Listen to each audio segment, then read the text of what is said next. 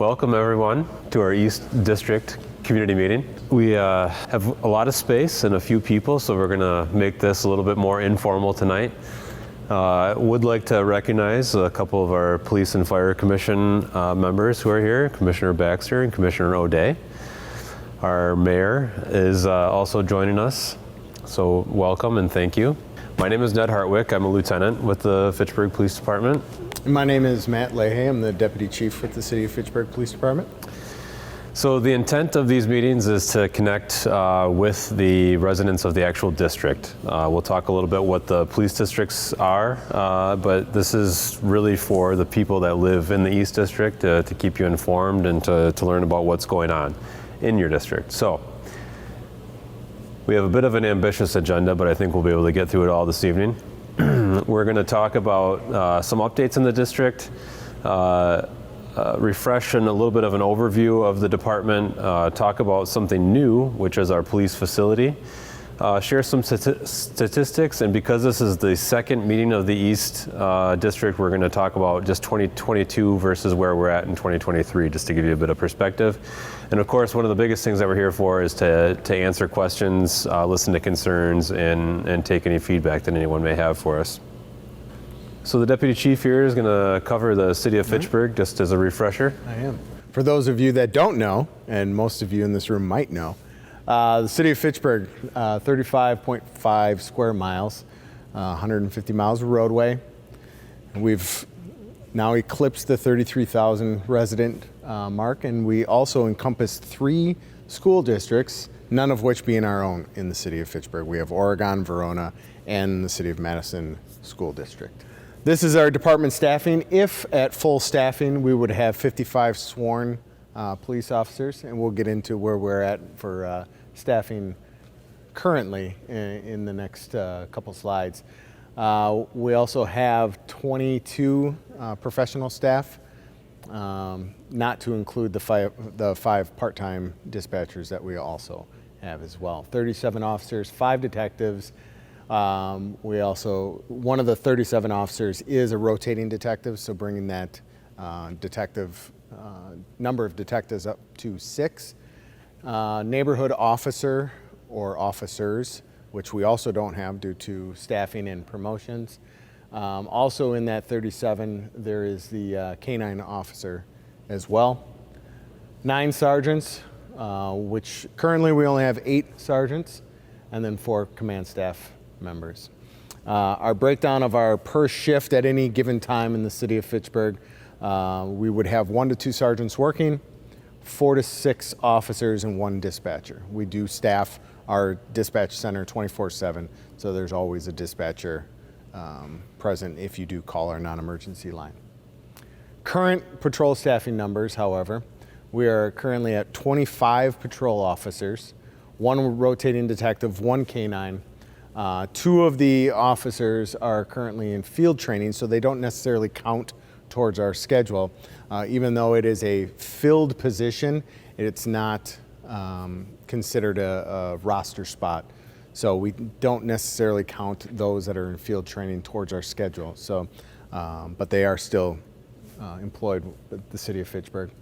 And then 8 vacant officer positions. We do have 1 vacant sergeant position currently.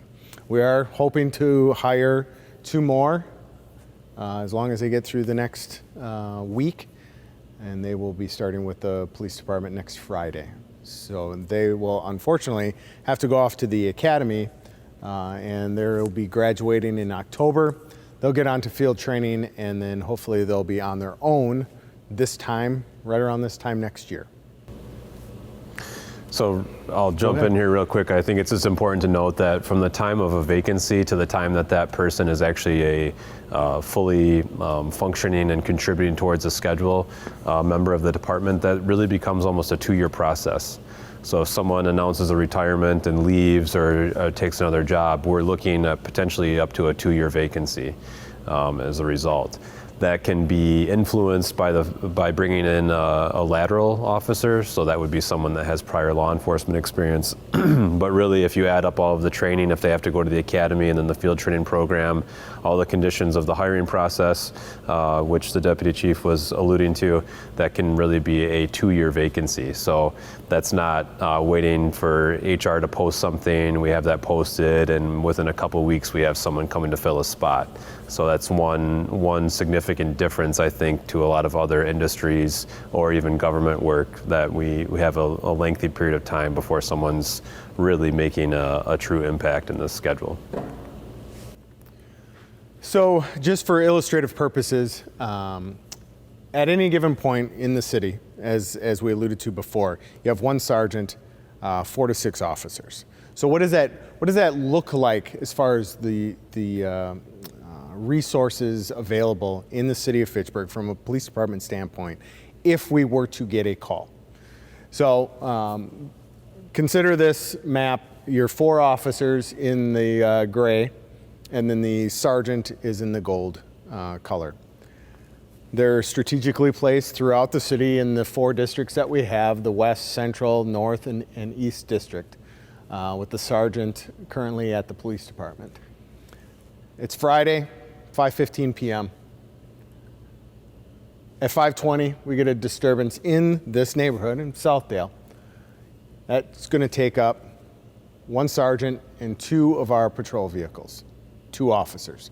It's a domestic, it's a 2-officer minimum call, and we bring the sergeant over there just to ensure that the investigation, the call is being handled properly. So now that knocks our available squads down to 2. Then we get a traffic crash at 5:30 p.m.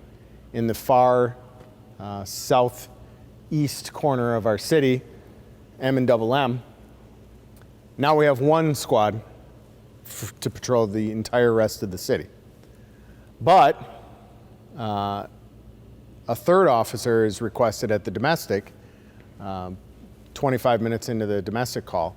Now, in a matter of 2 calls, in a matter of 25 minutes, there are no available patrol vehicles in the city of Fitchburg.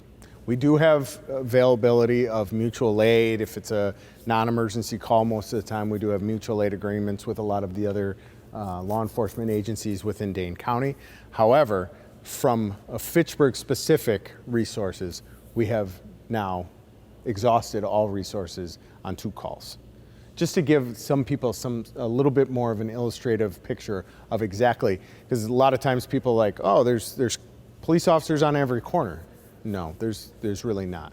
And this is an average day, probably an average summer day, 2nd shift. This is what would happen to our resources, just to give people a better illustration of that. So then picture this either on a busy summer day, and even if we have 6 officers working, that still only leaves 2 more officers for the rest of the city. Or picture this rush hour during a winter storm, and you have 4 officers working. I can tell you that most of those officers are probably going to end up along Highway 14, where we have slide-offs. And then in addition to responding to slide-offs and crashes, then we still get our normal calls for service in the middle of a snowstorm. So because of the geography and because of our staffing, it can present a number of challenges to adequately cover, proactively patrol areas in the city. So one addition to our discussion that we're talking about tonight from our last meeting is that we have made some progress on our new police facility. We are in a building that was constructed as part of City Hall in 1999, 2000. We've been in that building now close to 25 years.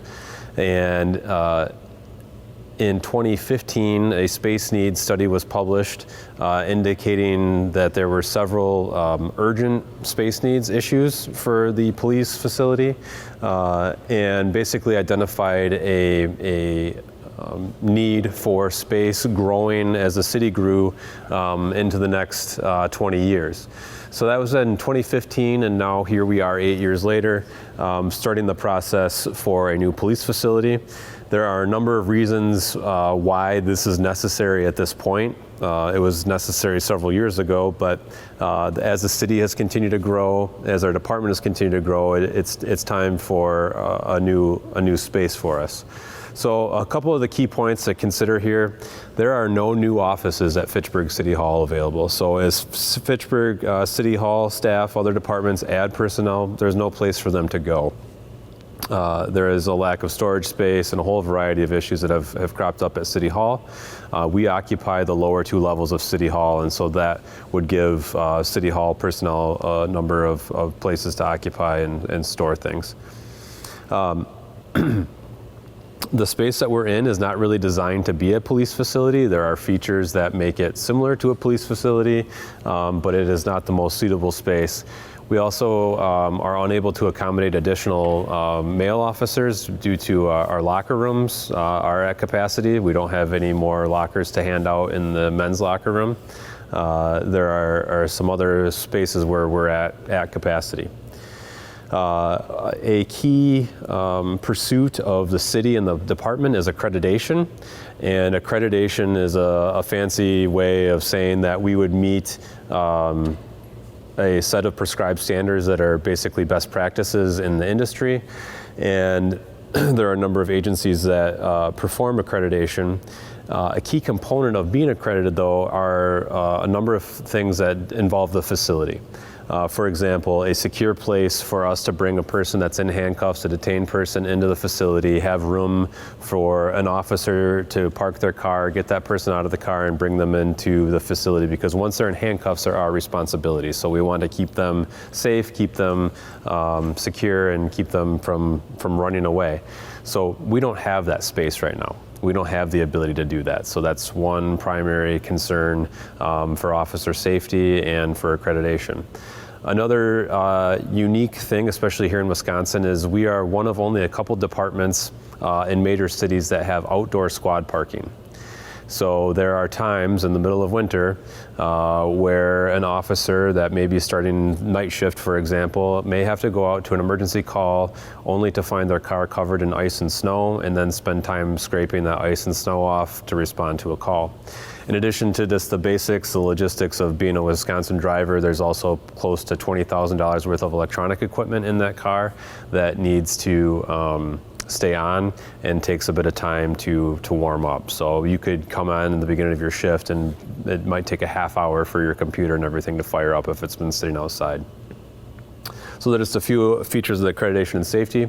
As far as sustainability, staying within the spectrum of cars, with all of that electronic equipment, those cars often stay idling to keep those electronics connected. So that's not desirable for a number of reasons. A new facility will incorporate a covered parking and will also allow us to plug those cars in to keep them power supplied to keep those electronics on. Obviously, building design features and other environmentally friendly factors have been incorporated into buildings, and that's something that we would also like to pursue. Another aspect of the new facility would really be drawing in some community spaces. So right now we don't have any public meeting rooms in our police department. We have to use other places in City Hall, which, going back to the City Hall growth, it's sometimes hard to find a meeting space at City Hall. We'd like to be out in the community, but we also, when the time is and space is needed, we would like to have our own place in the police department. And also recruiting and retention. We aren't a college athletic program, but when we're competing with other law enforcement agencies to attract officers and hire them, and they're looking at other agencies in the area that have newer facilities, most of our similar agencies have built a new facility within the last 10 years or so. There's definitely some comparison to be had there. On top of that, a lot of the newer designs for the facilities have more employee-focused features, more space for employees for their gear, their equipment, rooms that are designed with the employee in mind, rather than shoving an employee in a space that used to be used as a closet that may not have a window, things like that. And then obviously the pandemic changed how we think about workspaces and having people have private spaces but still be accessible. curious, what that study back in 2014, how much did they project the cost of the facility to be at that time? I don't think that there were any cost projections that were mentioned in there. The one of the biggest focuses of that study was the square footage and what was kind of projected, and that has continued to grow over the years and project out. And we occupy 18. Yeah, it's under 20,000 square feet, and so by comparison, cities like Verona have close to 30,000 square feet, and Middleton is significantly more. And in 2020, they identified that we would need to be at 40,000 square feet. So we're already kind of working behind here as far as square footage. I just looked because the inflation has been roughly 30% since 2014. So whatever costs we expected then have gone up a third almost since. Yep. And so, do you want to talk about just where we stand as the status of that? So as far as with the status of the planning of the new facility, we have identified a design firm, FGM Architects. They've been chosen to assist in the design of the facility. I know we've also recently received proposals from construction bids, and then there's also an ad hoc group that has been formed, including the chief, alders, community members coming together to assist in the design and the planning of the new facility. So all of this is going to take a lot of time and a lot of efforts, a lot of meetings, but hopefully we'll get the facility to the right place where not only the police department needs it, but also the community needs it as well. Go ahead, Elizabeth. Can you elaborate on the proposed location for this? As of right now, the proposed location is directly to the west of the library in the vacant lot right at the intersection of Lacey Road and Research Park. Any other questions on the facility or anything else we've covered so far? So are funds appropriated for the facility? Where is that? We're currently in the middle of a CIP, a capital improvement budget process right now, and that's going to be finalized in July. Is that correct? It's the first week of June.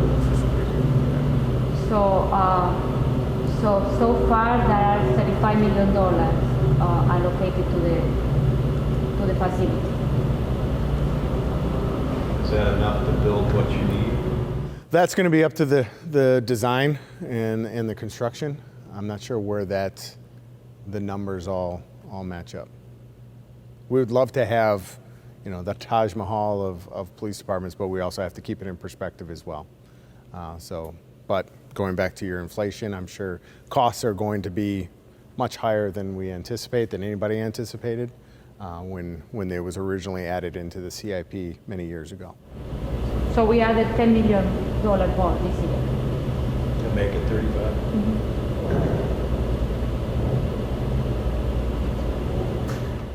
All right. So we'll zoom into the East District and take a look at some statistics. In our first meeting in January here, we talked a bit about the prior year and the last 5 years. So tonight we're just going to compare where we're at in 2023 to 2022, and we'll talk about a few trends that we're seeing. So call for service data. We have 4 different categories that we report here. Officer initiated, it is any time an officer takes an action without being called. So a traffic stop, and I've neglected to introduce Officer Guzman and Officer Munson. Thank you, just having a moment. Pedro is one of our motorcycle operators, and so I won't give away his hiding spots. But Pedro, when he's on the motorcycle, will focus on traffic enforcement in areas where we get complaints from citizens about speed primarily, to give an extra layer of response to those types of concerns. So officer initiated again would be a traffic stop. An officer gets out of their squad to walk around a neighborhood. We call that foot patrol. Any other action they're going to take. 911 is self-explanatory. Those are going to be our higher priority calls for service that folks are calling 911 for. Citizen generated would be anything related to a non-emergency matter. And then other would constitute things if someone are submitting something via the website or walking into the police department. So you can see, just comparing citywide 2022 to 2023. So far, keeping in mind that we're not even 6 months into the year here, we're kind of trending up in all categories, but especially officer-initiated activity. I would say we've been fairly proactive, especially with Pedro's assistance on the motorcycle to get out there with. And this is with riding also season despite here. the fact that we've been 11 Correct. officers down at any given point throughout the year. So looking at the East District, between 2022 and 2023, a similar pattern has emerged. The other interesting part about the East District statistics are that this is really the longest period of time that we've had with the Southdale neighborhood incorporated. So we have seen what I would call a rather sharp increase for calls for service in the Southdale neighborhood. So the former town of Madison that we are in the general neighborhood here. So we are going to continue to monitor that as far as calls for service and the impact that that's having. We were told by the city of Madison when they had attached a portion of the town of Madison on the north half of the town that they saw a trend where in the first couple months after they attached that portion, there was not a significant increase in calls for service. And then 4 to 5 months after that, they saw a very sharp rise in calls for service. They weren't really sure what to attribute that to.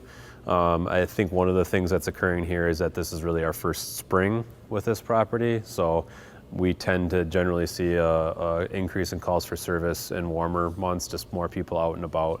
But I also think people are adjusting to how we provide police services and maybe calling us more frequently due to responsiveness or things like that. So we'll continue to monitor. Violent crime is, those are the crimes that catch the attention on the news and concern people, and rightfully so. And so this is just really looking at 4 major categories citywide from 2022 to where we stand now in 2023. And nothing is really jumping out here with me as far as where we are at for the year. So we are okay with those numbers. This is, to me, one of the most kind of concerning trends that we see not only in Fitchburg, but really county-wide over the last several years. When I started quite a few years ago now, it was not very common to find people with guns on traffic stops or when you would arrest them. Now it's become, unfortunately, fairly commonplace. And what's become even more commonplace are people shooting these guns in public. And often to settle really minor issues. It becomes a dispute that's carried over from something that happened maybe months or years ago. So you can see here, this graph illustrates the last 5 years. 2022, we had a significant increase in the number of shots fired incidents, but fortunately we only had 1 person that was hit by gunfire. That trend didn't rise. So far in 2023, we're looking, I believe I looked within the last week here, we're at 7 incidents of shots fired with no one hit by those gunshots or gunfire. Of note though, in 2022, there were 66 actual casings recovered, so 66 bullets, at least 66 bullets that were fired. We had 1 incident earlier this year where there were 28 in 1 incident alone. So in addition to seeing more guns, we're also seeing guns that have been modified to shoot as an automatic handgun. So 1 pull of the trigger can empty up to, if it's a large magazine in that gun, can empty those rounds out in a matter of seconds. So 1 decision to pull that trigger ends up putting many bullets out into the community. So looking at violent crime in the East District, again, similar trends to citywide. Robbery includes both business and personal robberies. I will point out that robberies in Fitchburg of people are generally drug deals that have gone bad. We aren't seeing people on a bike path or walking out in their neighborhood being robbed. So that's always a positive. Looking at property crime citywide, this also catches the attention primarily due to auto theft. So a lot of concern in the community in greater Dane County area with cars being stolen, and particularly Hyundais and Kias being stolen and those attributed for a large amount of that activity in the last couple of years. So if you look, larceny up here indicates any type of theft that includes retail theft or theft from a car. So if you look at the trend here, the one number that's kind of ticking up is actually auto theft. We had our North District meeting last month, and just in that district alone, we had 24 stolen vehicles. And again, a lot of those were either Hyundais or Kias. Looking at the East District here, where we stand between 2022 and 2023, we're looking fairly similar to the citywide trends, and again, the auto theft has picked up here as well. Most of these auto thefts, if they're not a Hyundai or Kia, and almost all of them, are from unlocked vehicles and vehicles that have keys in them, or we're seeing auto thefts from burglaries where someone will leave a garage door opener in their car, leave their car unlocked, and then that garage door opener is used to get into the house and gain access to keys. So my crime prevention tip of the day is to make sure that your cars are locked. If they're kept outside, you keep your garage door opener out of it, and you never, ever keep your keys in your car. One of the most common concerns that we get outside of any type of crime are traffic concerns in the city. This map up here, you can actually go and kind of create yourself. There's a resource out there called Community Maps, and it is administered through the Department of Transportation. So if anyone's ever been in a traffic crash before, an officer comes and will fill out a traffic crash report that you primarily get for insurance. But one of the other purposes of that crash report is that it sends the data to the state, and they study all of the traffic crashes and look for patterns in Wisconsin. And they then use that data to make improvements. A great example of this is in the East District here at the intersection of Double M and McCoy, where there are now traffic signals there.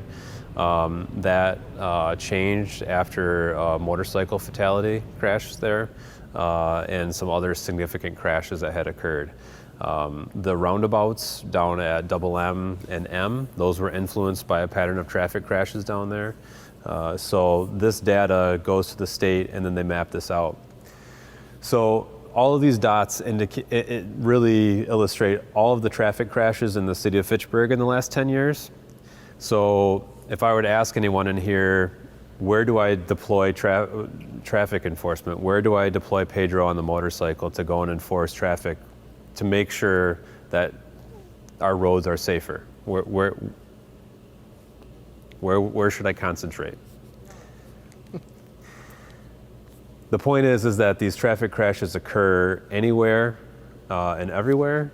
You can see obviously the clusters on Fish Hatchery Road, Verona Road, and McKee Road, and that's pretty much common sense in the sense that those are our busiest roads. And a lot of those crashes are rear end crashes just due to traffic volume. And the rest of the crashes just result from a number of factors. So when we talk about specifically neighborhoods, we get a lot of concerns about what's going on in my neighborhood. Cars are going 60 miles an hour down my street. We put devices out that you can't tell they're collecting your speed. They're kind of secret. And most of that data is telling us that most of the cars are going about 30 miles an hour. Now you're going to say to yourself, that's over the speed limit. Well, right, it is. We'd like people to go to the speed limit, but we realize that most people usually don't. If I were to ask how many people drove the speed limit on the way here tonight, or drive the speed limit in every neighborhood that they drive, and if people were honest, we'd probably find that there's, some variance in compliance, we'll put it that way. So what we try to do is we look at our hotspot areas where crashes are occurring, where we're getting complaints, and then we work with our Public Works Department to see if there are any engineering treatments, because really the greatest way to gain compliance and to make the road safer is to have a safer roadway, and that's usually accomplished through design. So I actually just met with our city transportation engineer today, and we discussed a couple traffic concerns. So that's something that we're constantly working on. All right, so to summarize all of this, there are a couple of things to keep in mind. Our crime statistics, people may look at our crime statistics and say that crime in Fitchburg is dropping. We don't need more police officers. Crime's dropping. Well, reported crime may be dropping, but keep in mind with crime statistics, not all crime gets reported for a number of reasons. Number two, we are a relatively safe city, actually a very safe city. And so we don't have a lot of crime in the first place. So when we have variances in the crime numbers and data ebb and flow, it doesn't seem that dramatic. So we also see trends like auto theft will really take a sharp rise and then they'll decrease, and something else may take over for a couple of years. So when we look at stats, it's important just to realize that there is a kind of an ebb and flow to those. The one thing that has changed though is our work has become much more labor intensive. If we get called to investigate a theft from a vehicle in a neighborhood, that might mean that officer is on that call for an hour, 2 hours, because they're going around to that neighborhood. They're trying to be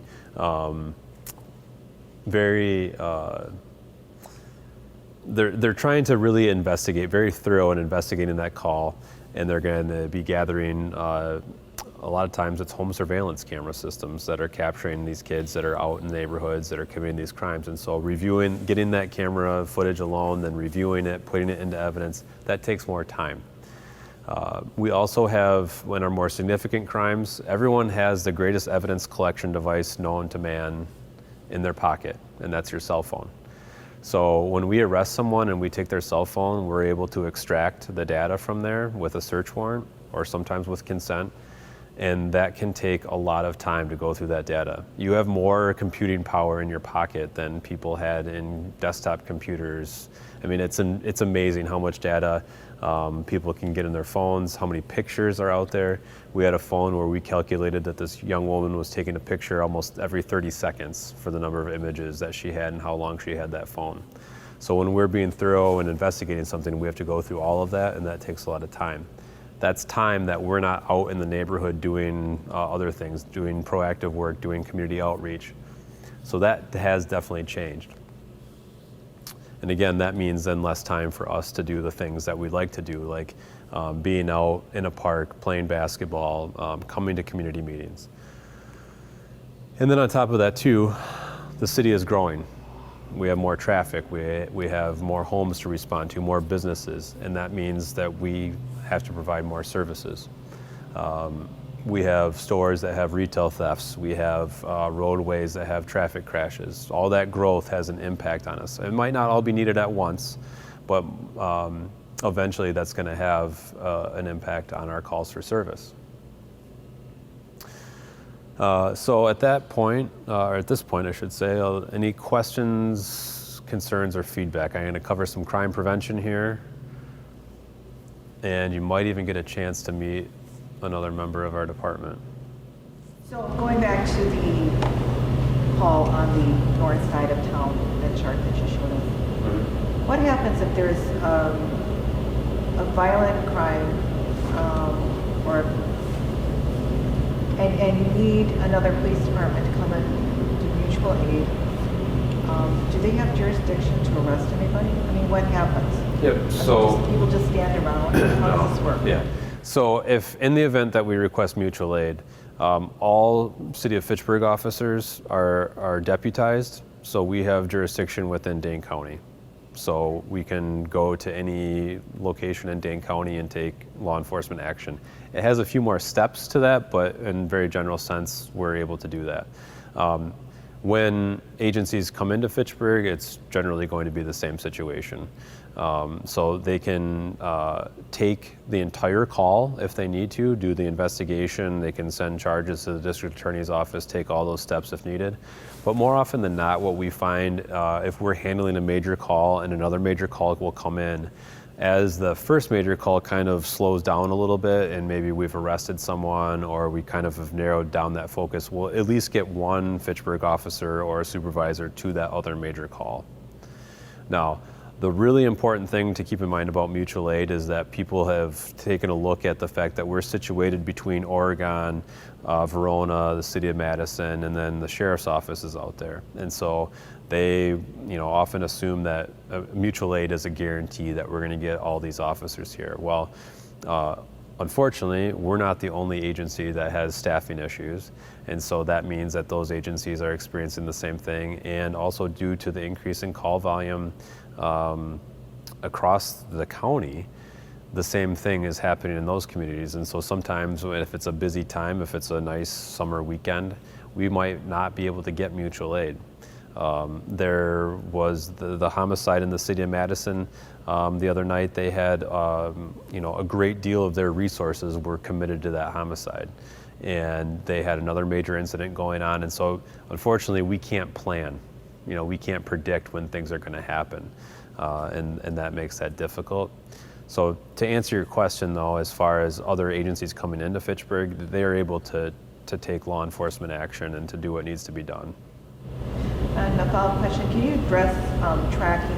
I mean, once you guys get there, and I know that you have file reports and stuff, and there's X number of officers that respond to the call, how is it decided who is going to, is it just going to be one report, is it going to be multiple reports, are they entered into a database?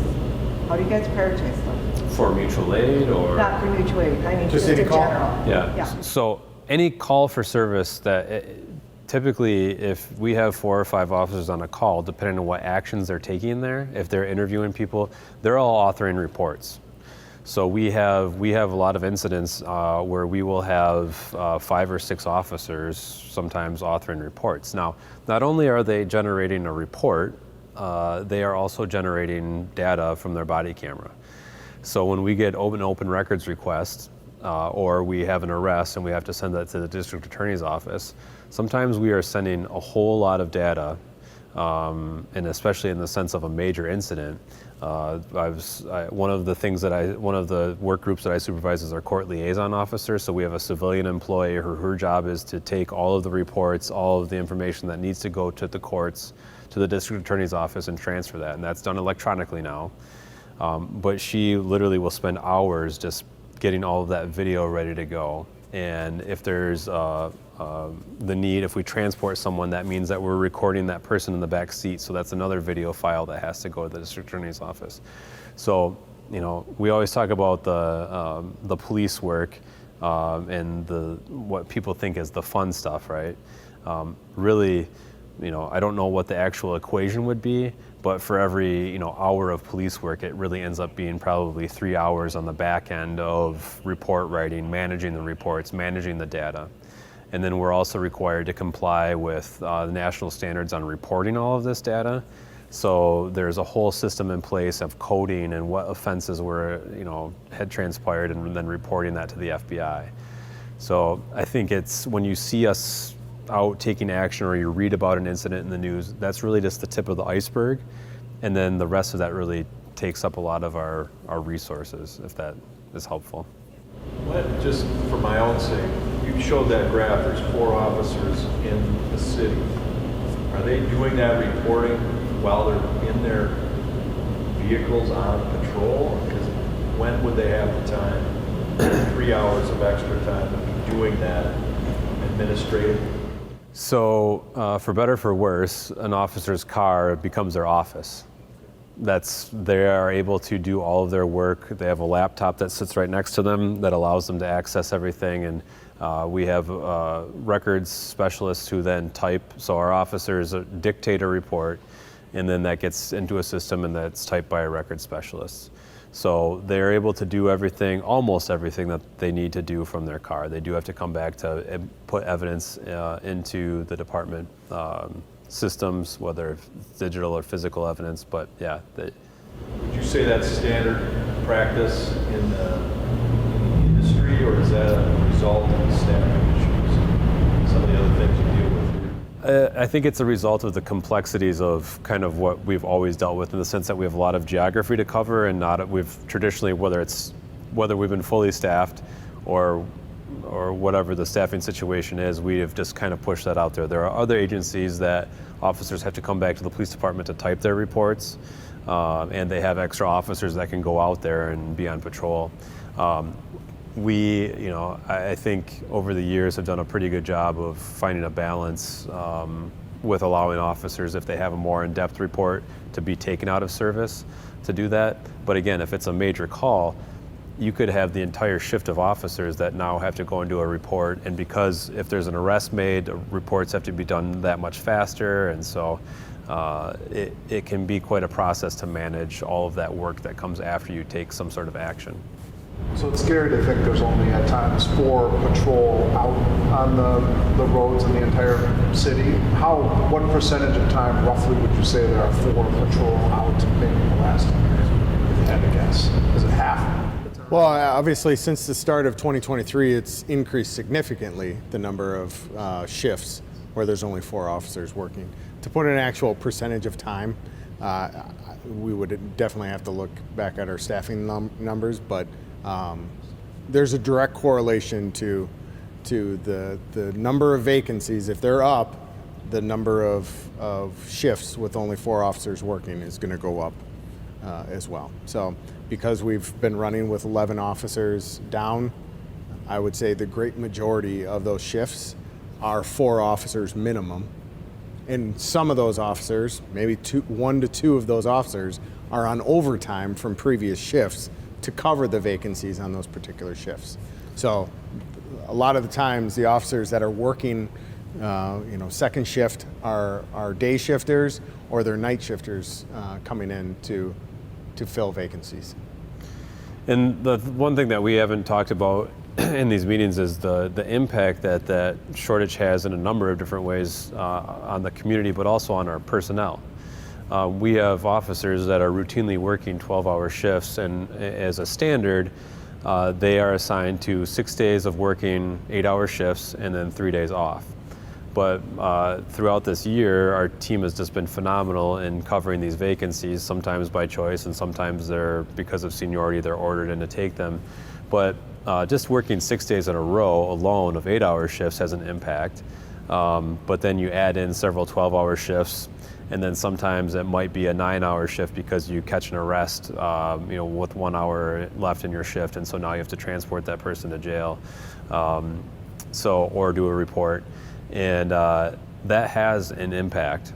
And in addition to just that kind of fatigue that builds in, that further reduces the officers, I think, sometimes desire to then do other proactive work or go out and be in the community, because really they're kind of sheltering themselves a little bit to make sure they're able to get their reports done and do the stuff that they need to do, so when the time comes they can get out of town. I'm going to cover a few crime prevention tips here. I think of crime prevention as 3 key components, and that's communication, awareness, and routines. We talked a little bit about this with your actual car and your keys, but everyone should have the non-emergency number for the Fitchburg Police Department in their phone. Just today when I was in the dispatch center, someone from Fitchburg, Massachusetts called us looking for police services. We weren't able to help them other than giving them the number to the Fitchburg, Massachusetts Police Department. Know your neighbors. Even if you don't like them, just know who they are and how to get a hold of them. It helps solve a lot of problems if there's an emergency, if their garage door is open, and you can just exchange information if you need to. Awareness, you know your neighborhood, you know what goes on around your house the best, so let us know if something out of the ordinary is going on. You can also visit communitycrimemap.com, and you can plug in your address and you can see what's going on around you and find trends that are going on around you. And then we also have a social media presence, which is something that I attend to, and unfortunately as I get busy I'm not always able to put as much out there as I'd like to. Routines is really the final component, and that includes developing some task routines. So anytime you get out of your car, especially if you're leaving it in the driveway, make sure that garage door opener comes out of there and you're locking your car. Nightly routine, every time you go to bed or before you go to bed, make sure that your house is locked up and your cars are locked up.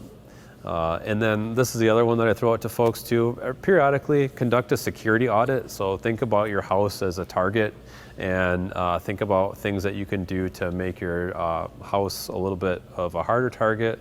And that includes things like making sure that all your spare keys that you may have loaned out to a dog walker or a house sitter are accounted for, checking your car for any keys that may have been left, in their openers, and then also recording serial numbers. If electronics get stolen or anything that's of value gets stolen, it's helpful to have that information on the front end. And this is just a summary of some crime prevention tips to keep in mind here. Again, keeping your garage door closed is a really big deterrent, but that can easily be overcome when that garage door opener gets left in an unlocked car in your driveway. These meetings are held monthly. Our next meeting is going to be in June on the west side of the city. Hopefully the weather will hold up. We're going to be at the Hugel Jamestown Park Shelter, and our date will be published in the very near future. You can find that on our social media. A couple contacts up here that I didn't update, but my contact information is on there, and you can call any of us anytime at the non-emergency number, which you all programmed into your phone. And that is the end of my slideshow. Does anyone have any questions after all that? More of a comment. Thank you all so much for what you do. The city much appreciates everything you do on a day-to-day basis. Absolutely. Thank you. Thank you. Now I'm going to turn it over to our surprise guest visitor here. He's hiding in the back, but he's about to walk up to the front of the room. This is Officer John Parker and his partner, who John will introduce and give you a brief discussion on him. I'm Officer Parker. I've met most of you here before. But this is K9 Drago. He's a pretty valuable resource to our community. Not only does his work function very well, but he also does the community function very well too. So we get to do cool things like come out here and let you guys pet on and learn about them and see how smart these guys really are. So do you have any questions about Drago or what he does? Absolutely. Do you have any questions about him first? How long have you been around?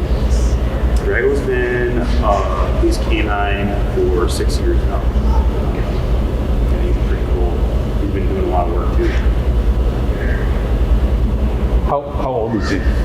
Drago's 8.5 years old. Yeah, he's getting up there in age.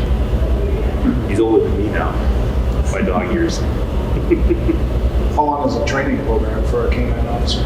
Well, it really depends, but I mean, there's initial program and then there's like what we actually have to do to get them street ready. So we went to a training program for about 6 weeks, and I would say it probably took me about 3 months after that before I think that I was like completely like ready to go. You know, so there's a lot of learning.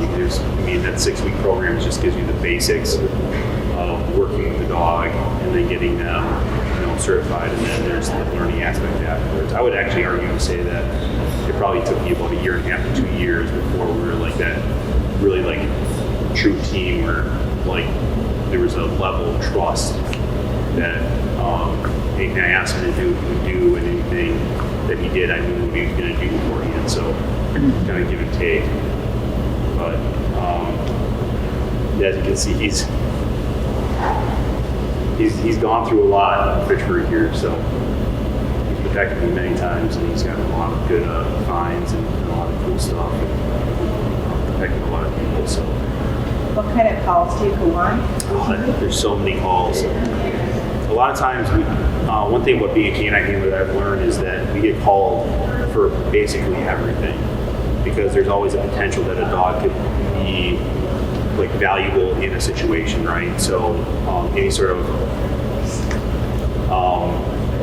anything that includes weapons of any sort of violent confrontation, any sort of investigation that would include potential drugs or guns or anything like that, they'll give us a call. So we do a lot of that stuff. So we found that there's things that we didn't even think we were going to be used for, and that we actually get used for. So whether it's sniffing a vehicle, sniffing a door on a warrant, doing arresting criminals, because one of the things that we're trying to do with the canine program is we're trying to utilize a dog more often so that we can try to de-escalate a situation quicker too. And what I've learned as a canine handler, when I first started, we weren't doing it as effectively, but then we started doing it more and more, knowing that the capabilities as dogs.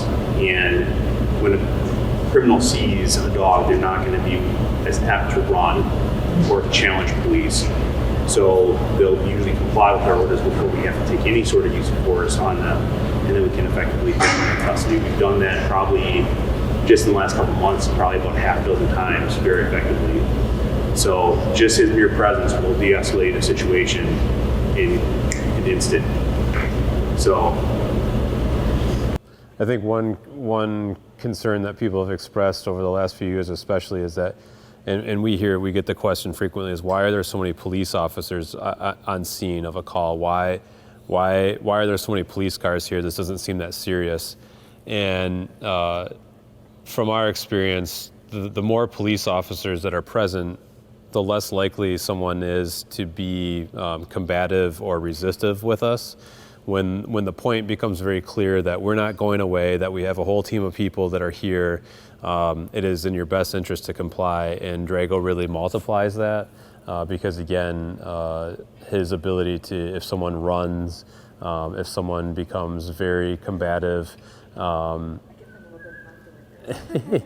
he can quickly handle that situation.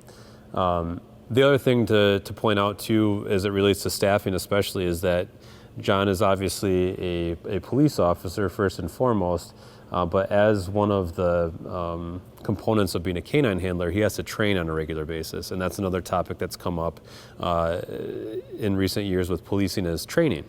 And so we can have and add all the different types of trainings out there, but anytime you add training to a police officer's day, that means that police officer is not out in the community. So that means more vacancies, more overtime. And so John has, as a canine handler, has additional training that he has to conduct, and very thorough training that he has to conduct. And he's often out of the community, usually still available if an emergency arises, but anywhere from 8 to 16 hours a month. To a couple shifts a month, he is out there training, and then there are a couple times where he has to train even longer periods of time, and so that it's kind of an extra cost that becomes associated with being a canine handler. I have a question. So what happens when you go on vacation? So comes with me. Oh, really? Absolutely. Oh. I can think of maybe 2 or 3 times in the last 6 years that he's not been with me 100% of the time. And that's because we're in a different country or something like that. So, but yeah, he goes everywhere with me, and it's part of, it's actually, I like it because he's actually like a family dog as well as being a community dog, and he gets a vacation just like me and take time off. And one of his favorite things, actually I told you this, but he likes to kayak with me. So I put a little life vest on him and we go kayaking out in the water, and he loves it. So. But you don't have another police officer that maybe if something happened to you, you know what I mean? You don't have a backup, training. Oh, we always talk about those contingencies. Yeah, Okay. if something happened to me, we have contingencies set up. Oh, okay. To be able to figure things out. And thank God we have a dog like him that he's not as difficult to deal with. He's like perfect of all worlds for having a police canine. Do you also get called out for missing people, or is he more specialized in drugs and type of calls that you mentioned? No, we do get called for missing people. We've done multiple tracks for missing people in the past. That's one of our functions. We just take a little bit extra caution because he is a patrol dog, so we obviously try to be as safe as possible when that comes up. So, but yeah, he actually does a really good job tracking. We found people before during tracks. So, any other questions? How did you socialize them? I mean, there was specialized training to do what he does on police force, but my understanding is that canine unit has to function very well with the public. So how do you go about doing that? It started from right away when I got him. There was a period of time where actually I controlled everything about his environment, right? So dogs, you just control their environment, and then you slowly allow it to happen, and then you control how they're interacting with people. So Drago's learned very well, as you see right here. If he wants to interact with somebody, he just sits down, he's calm, and then he gets to get pet by his little pack members, So he never got to be crazy and wild and jumping on people when he's socializing. So that's one of the training things that we worked on. because we knew that that was going to be a very valuable function of his in the community. So when I first got back, it was probably about 3 to 6 months that I really worked on this right here. And he's gotten very good at this, and that's why it's really fun having a dog like him that I can take to the park and kids can love up on him. And that was a priority. So when John actually was sent out to Pennsylvania to the vendor to select and get paired really matched with the dog, there's definitely input that was provided by John through the department, or by the department through John, that this type of work was really a priority. Everything else is just a bonus, but we won the lottery with the dog. And we're very fortunate to have a dog that excels really in all areas. There are lots of dogs that may be very proficient at one of the many tasks that they perform, but then they lack the ability to perform in other areas. So he's a good boy. Yeah, we shared the same vision on that when we were going out there. I actually enjoy this. I mean, as a police officer, we do struggle a lot of times when we're always seeing the negative or what, in the community, what's going on in the community, and we're receiving negativity towards us. But then when I go with Drago, everything's positive. So I get a little bit extra as a police officer going into a lot of positive interactions with people, which is a good thing.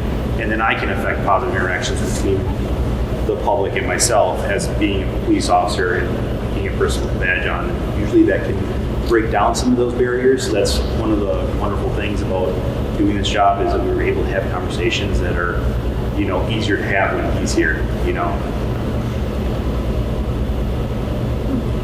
But he also amazing at work. I would say he's probably one of the best dogs in Dane County. I'm being a little biased, but he really is. And just his ability to do his job on the street, and not only that, but do his job in the community too. So. Does he need to take a break during the day because he's tired? You know what I mean? Like a siesta? Fortunately for him, he's got the entire back seat. He's constantly snoring back there. Oh, really? Yeah. The only time he wakes up sometimes during the daytime is when I turn my lights on, and he's like, "What's going on?" Oh, okay. It's kind of like having a firefighter with you at all times. Yeah. Oh. They're not here, so they're not here to defend themselves. So. That's fine. They can find me later. They know where I work. But we're going to be out in the community this summer, so there'll be a couple different events we're going to go to, and if you have any events that you want us to go to, just reach out. We'll definitely try to accommodate. So that's what we're trying to get back into. And John mentioned Drago's age and the number of years that he's been in service, so that means that while nothing is official yet, there will likely be a retirement in the not so distant future. Yep. So we'll keep everyone apprised of that. But these dogs, because of the extra work that they do, getting in and out of the car, there is some extra wear and tear that your normal house pet wouldn't have on joints. And Drago's obviously working at this pace here. He could probably be do this for a long time. As you can see, he's relaxing now. So. All right. Well, thank you everyone for joining us. We appreciate you coming out.